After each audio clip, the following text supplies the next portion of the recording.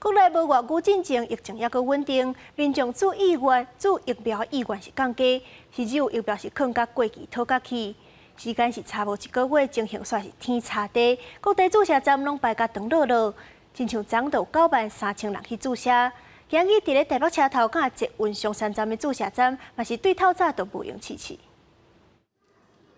捷运松山站一透早排队就排到落落长，拢是来自高端疫苗的民众，甚至下晡2点才要做的莫德纳疫苗，早时10点就有人来排队。疫情咧拖，未少民众赶来做疫苗。台北市卫生局24就伫台北车头捷运松山站安排，让民众现场挂号注射。怕排不到，因为我看现在最近很多地方疫苗都接种都满了，越来越多人确诊了。 中央流行疫情指挥中心24表示，新增加本土病例5092例，带病一境80例。目前居家隔离人数79000人左右。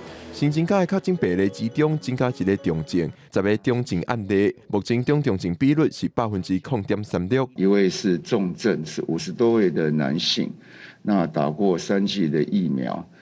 好，那他基本上有一个糖尿病的病史，好，那在加护病房，那使用呼吸器。重症的病例哈，从78人又增加10人，那重症的人数由7人增加1人，中重症解隔离的24人。疫情压关嘛，提升注意放射的意愿。23虽然是假日，但是注射的人数有93000多人。 目前注一档的比率是84.5%，2档79.9%，对甲这个比率来到57.75%。明天会再把这个20万剂往下发，那总共会在有48万剂，有48万剂，那约略可以供90万人来施打。下礼拜中就应该有另外一批137万的疫苗会再进来。BNT、上海复星的3方的合约，还有辉瑞，相关的合约近日也会来签订。但市长表示，未来体检规划会伫民众自我体检的时，就使用快筛试剂，但是快筛出现阳性，则使用 PCR 体检进一步确认。快筛试剂是明仔的计划会并5月份开始实行。但时间我们约抓在5月初要来把实名制上路，但我们也希望能够尽早。5月份在这个实名制上面，我们至少会提供5000万剂。但市长表示，确诊人数会继续行，成长速度会真紧。